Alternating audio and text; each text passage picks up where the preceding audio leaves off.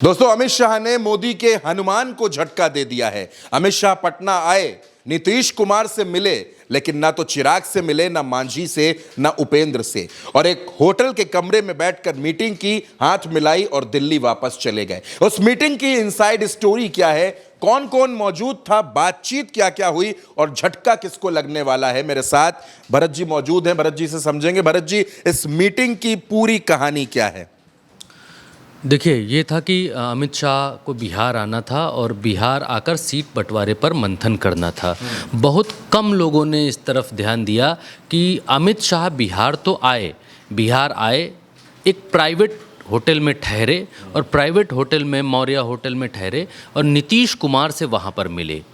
इनके भाजपा के जो चुनाव प्रभारी हैं विनोद तावड़े, वो वहाँ मौजूद थे और इनके डिप्टी सीएम सम्राट चौधरी वहाँ मौजूद थे, नीतीश कुमार और नीतीश कुमार के कुछ और लोग वहाँ मौजूद थे।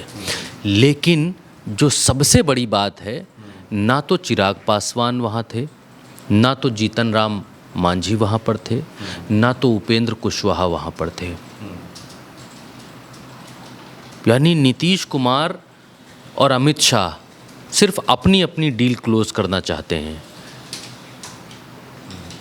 जीतन राम मांझी सीटें मांग रहे हैं कम से कम 35-40 के आसपास। वो कहते हैं हम 20 जीतना चाहते हैं। चलिए, बहुत दिन से कह रहे हैं, उनको किनारे कर देते हैं।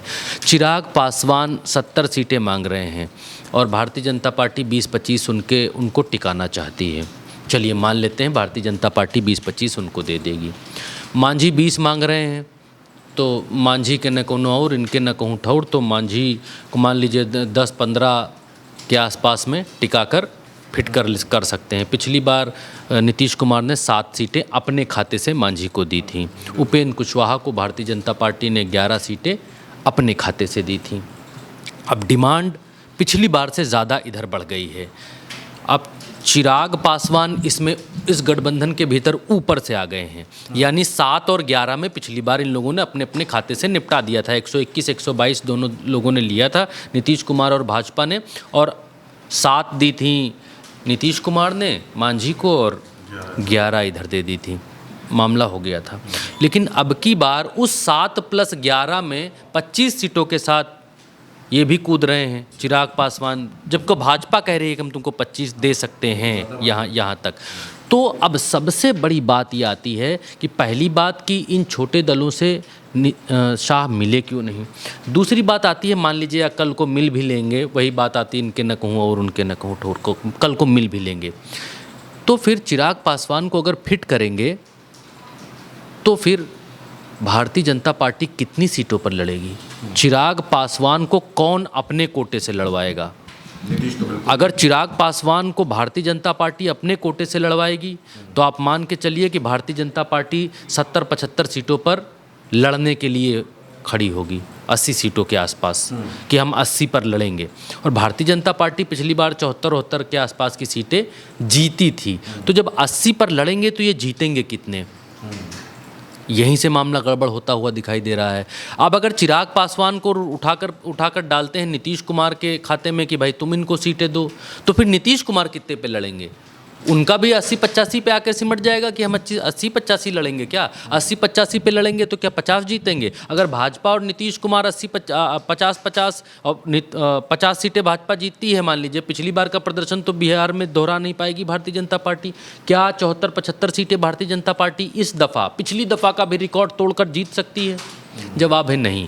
इस हालत में भारतीय जनता पार्टी नहीं है। पिछली बार का एंटी इनकम्बेंसी और इस बार की तमाम सारी चीज़ें, वोट चोरी, बेरोजगारी और नौकरियां, सब कुछ पीछे पड़ेगा, सारा भूत पीछे आएगा। तो भारतीय जनता पार्टी पिछली बार के मुकाबले बड़ा प्रदर्शन कर जाए, वो बड़ा मुश्किल है, नहीं कर पाएगी। तो भारतीय जनता पार्टी अगर 50-55-60 के आसपास आकर टिकती है, मान ली पिछली बार से 10 सीटें भी नीचे गिरती है, तो अगर 60-65 के आसपास भी टिकती है, और नीतीश कुमार का इस बार लोग कह रहे हैं कि पिछली बार तो इन्होंने 43-42 जीत भी ली थी और इस बार 20 सीटें जीतने में भी इनको लाले लगेंगे। चलिए, अपनी तरफ से दे देते हैं 25 सीटें, 30 सीटें, 70 सीटें, 65 सीटें भाजपा की और 30 सीटें नीतीश कुमार की, और तेजस्वी यादव, अगर चिराग पासवान भी 5-6 जीत लेते हैं अगर 6-7 जीत लेते हैं, मान लीजिए 5 सांसद, सांसदी के चुनाव से आप तुलना नहीं कर सकते, मैं बार बार कह रहा हूँ। हाँ, सांसदी के चुनाव से तुलना नहीं कर सकते। सांसदी में तो अगर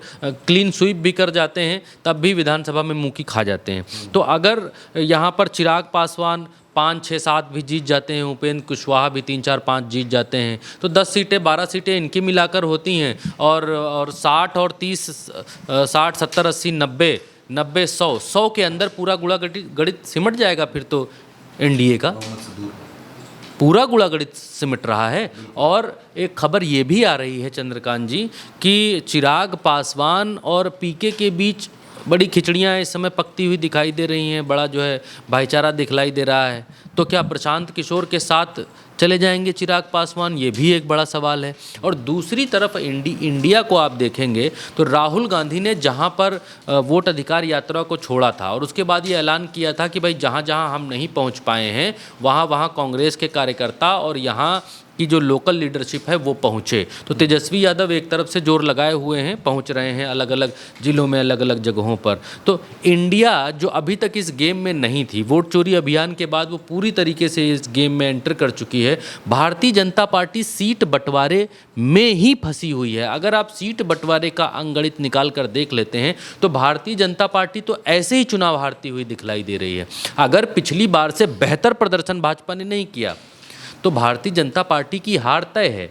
और उल्टा चश्मा यूसी पर आप जो वीडियो देख रहे हैं, मुझे जो सुन रहे हैं, कुछ ऐसा नहीं है कि भरत यादव आपको कुछ हाइप बताने के लिए और आपको वीडियो दिखलाने के लिए कर रहे हैं। आप अपनी उंगली पर जोड़ कर देखिए, क्या भारतीय जनता पार्टी आज बिहार में इस हालत में है कि वो पिछली बार का अपना आंकड़ा क्रॉस कर जाए, 74-75 का आंकड़ा क्रॉस कर जाए।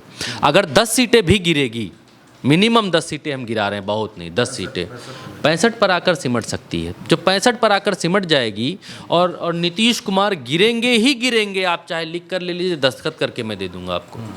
नीतीश कुमार का डाउनफॉल बहुत तेज़ी से बिहार में होगा। और पिछली बार 43 थे, तो 43 के बाद अब इनकी सीटें लगभग 25-30 के आसपास, मैं मैक्सिमम 30 देता हूँ, 30 के आसपास अगर आकर रुकते हैं तो 65 और 30 के साथ सरकार नहीं बन रही। अगर उपेंद्र कुशवाहा और चिराग को भी मिला लेंगे तो भी नहीं बन रही। भारतीय जनता पार्टी को सरकार बनानी पड़ेगी तो तोड़फोड़ करनी पड़ेगी, और तोड़फोड़ उस स्थिति में कर सकते हैं जिस स्थिति में भारतीय जनता पार्टी सबसे बड़ा दल बनकर उभरेगी बिहार के भीतर। और बड़ा दल आज की तारीख में तेजस्वी यादव की पार्टी बनकर उभर सकती है, और पिछली बार भी सबसे बड़ा दल वही थी। तो गेम अभी से ही इंडिया के पाले में दिखलाई देता है। और इस बीच में जो जिसने सबके कान खड़े कर दिए हैं वो ये है कि नीतीश कुमार और अमित शाह दोनों मिले, दोनों ने सीटें डिसाइड की होंगी, बातचीत हुई होगी। हालांकि अभी तक ये खबर नहीं है कि कितने बंटवारा किया है, लेकिन अगर सिर्फ और सिर्फ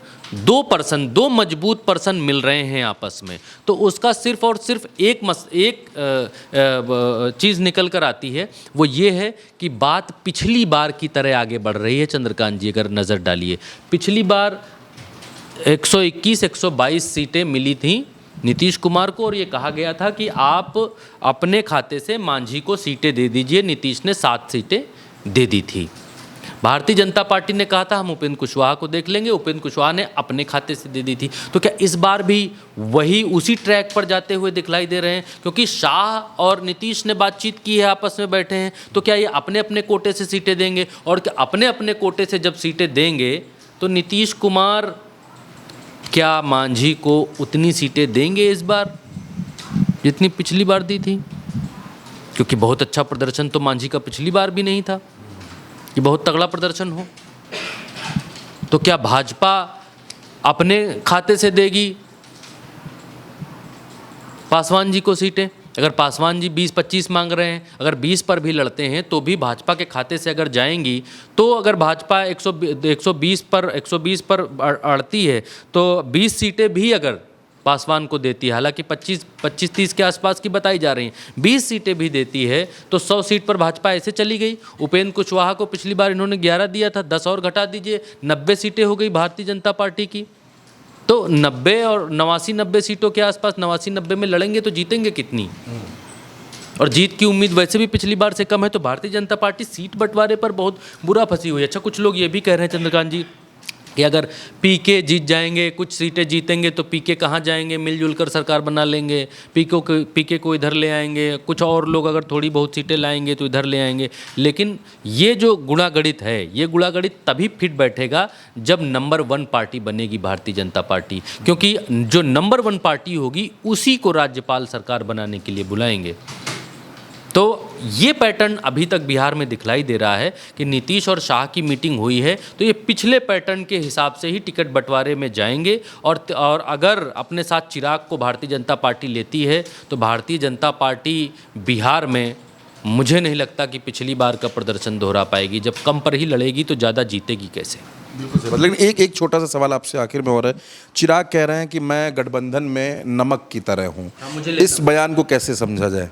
वो कहते हैं कि मुझे स्वाद, मेरे बिना स्वाद नहीं आएगा। अच्छा। मेरे बिना स्वाद, क्योंकि पिछली बार भी वो 100 से ज़्यादा सीटों पर लड़कर देख चुके हैं, उनको खुद भी स्वाद नहीं आया पिछली बार, तो इसलिए वो गठबंधन में आना चाहते हैं, किसी ना किसी एक गठबंधन में आना चाहते हैं। मेरे बिना स्वाद नहीं आएगा, वो ये कहकर प्रदर्शित करना चाहते हैं। इसलिए मैंने शुरुआत में आपको कहा कि ये खबरें बहुत ज़्यादा आ रही हैं कि पीके के साथ जो है वो नज़दीकियाँ बढ़ती हुई दिखाई दे रही हैं, और चिराग पासवान ये दिखला रहे हैं भारतीय जनता पार्टी को कि अगर आपने हमको गठबंधन में नहीं लिया तो हमारे पास और भी विकल्प खुला है। मैं नमक हूँ, आई एम नमक, मैं सब्जी में भी पड़ूंगा, मैं दाल में भी पड़ जाऊंगा, और मैं फिर इंडिया गठबंधन की चटनी में भी पड़ जाऊंगा, वहाँ पर भी मैं अपना स्वाद अपने हिसाब से देख लूँगा। तो अगर चिराग पासवान भारतीय जनता पार्टी, क्योंकि चिराग पासवान को अगर, इसीलिए मैंने आज लंबा समय ले लिया, लेकिन अगर चिराग पासवान को भारतीय जनता पार्टी एडजस्ट करती है तो भारतीय जनता पार्टी का लंबा लॉस है। और नीतीश कुमार को अगर ज़्यादा सीटें देती है, एक दुविधा और है, नीतीश कुमार को अगर भारतीय जनता पार्टी ज़्यादा सीटें देती है तो ये भारतीय जनता पार्टी का अपने पैरों पर कुल्हाड़ी मारना है। अगर वो पॉलिटिकल विजन से इस बात को देखते हैं, क्योंकि नीतीश कुमार बिहार में जितने भी दल हैं उन सारे दलों में सबसे ज़्यादा बहुत तेज़ी से ड्रामेटिकली ग्राफ जिसका गिरेगा वो है नीतीश कुमार की पार्टी का। बहुत तेज़ी से ग्राफ गिरेगा। मुसलमान इनसे अलग हो गए हैं, इनका अपना जो जातीय वर्ग है वो भी इनसे अलग है। नीतीश कुमार की जो मानसिक स्थिति है उसको लेकर भी संदेश बहुत तगड़ा है कि नीतीश कुमार अब किसी काम के नहीं बचे हैं। तो सबसे ज़्यादा ग्राफ नीतीश कुमार का गिरेगा। और अगर नीतीश कुमार को भाजपा ज़्यादा सीटें देती है बिहार में तो ये भाजपा का अपने पैरों पर कुल्हाड़ी मारने जैसी हालात होगी कि नीतीश कुमार को ज़्यादा सीटें दी और नीतीश कुमार सबसे ज़्यादा हारेंगे भी। पिछली बार 115 पर लड़कर 43 जीते थे चंद्रकांत जी, 115 पर लड़े थे, 43 जीते थे। और इस बार भी अगर 100 के आसपास लड़ते हैं तो 43 भी नहीं जीत पाएंगे। तो एक डायरेक्टली हार तो भारतीय जनता पार्टी के खेमे में यहीं से आ गई। और भारतीय जनता पार्टी के सामने दुविधा ये भी है कि वो नीतीश कुमार को हीरो बना भी नहीं सकते। नीतीश कुमार को हीरो बनाएंगे तो खुद बड़ा भाई कैसे बनेंगे? तो बिहार में पॉलिटिकली सबसे दुविधा में, चक्रव्यूह में फंसी हुई जो पार्टी है वो भारतीय जनता पार्टी है। क्योंकि भारतीय जनता पार्टी के पास खोने को बहुत कुछ है, बिहार में बनाने को बहुत कुछ है। भारतीय जनता पार्टी बिहार में अपने दम पर सरकार बनाना चाहती है और वो अपने दम पर सरकार बनती नहीं दिख रही है। अगर गठबंधन में जा रहे हैं तो भी नहीं दिख रही है, अगर नीतीश को ज़्यादा सीटें दे रहे हैं तो भी नहीं दिख रही है।